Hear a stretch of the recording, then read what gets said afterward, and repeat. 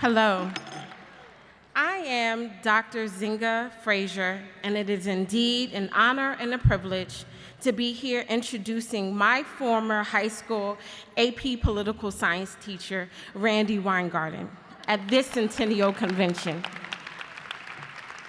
On our first day, my classmates and I did not fully grasp how the class and the We the People constitutional debate team would change our lives. For over 8 months, we were the first students to enter the school and sometimes the last to depart. The early mornings and the weekends, Ms. Weingarten taught us more than constitutional law and American civics, but how to incorporate our lived experiences into the debate, specifically around issues on social justice and political inequalities. As New York State champions, Ms. Weingarten reveled in our genius and consoled us in our loss at the finals in Washington, D.C. She reminded us that we had yet to embark on our journey where life provides both victories and losses.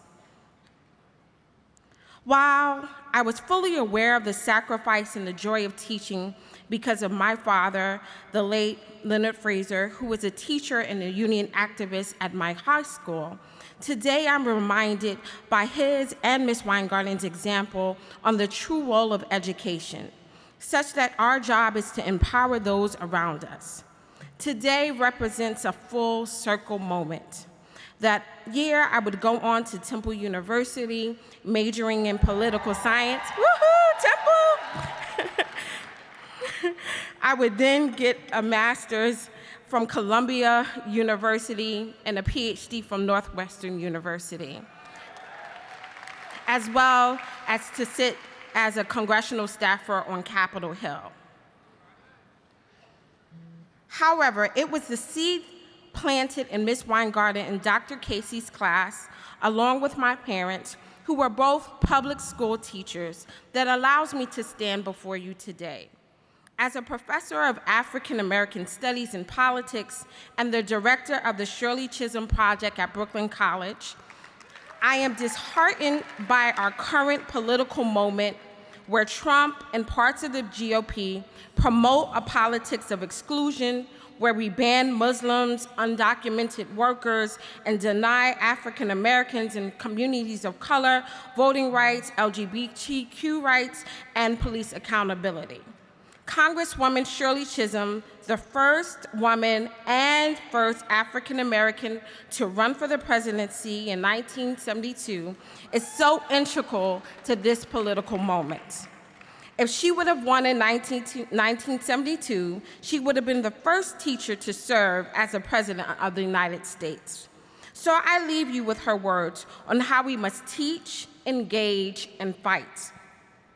Plenty of others have advised me every time I try to take an upward step that I should go back to teaching, a woman's vocation, and leave politics to the men. I love teaching, and I'm ready to go back to it as soon as I am convinced that this country no longer needs a woman's contribution. When there are no children going to bed hungry in this rich nation, I may be ready to go back to teaching. When there is a good school for every child, I may be ready. When we do not spend our wealth on hardware to murder people, I may be ready.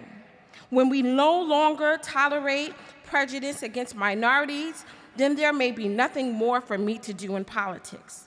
But until then, this happens, what we need more is women in politics. I introduce my teacher, our president, the woman who continues to teach, engage, and mobilize, Ms. Randi Weingarten.